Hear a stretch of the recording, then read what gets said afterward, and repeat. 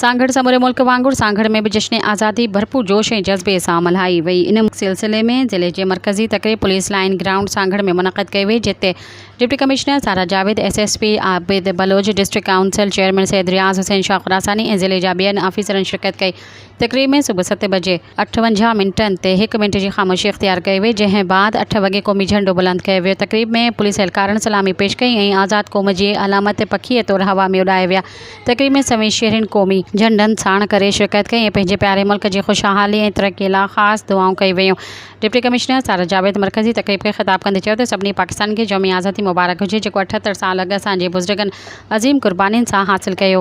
हिननि चयो त हिन साल पाक भारत जंग में पाकिस्तान आर्मीअ जे बहादुरी, पेशावराना महारत ऐं जदीद जंगी हिकमत अमली हेठि भारत खे इबरतनाक शिकस्त ॾियण ते पाक फ़ौज जी हौसला अफ़ज़ाई लाइ जश्न आज़ादी मौक़े हक़ जो उनवान सां महीने भर तक़रीबूं जारी रहंदियूं। हिन ॿुधायो त हिन साल ज़िले में 20,000 वण पोखिया वेंदा, जिनजी साड़ संभाल बि बहितर कई वेंदी।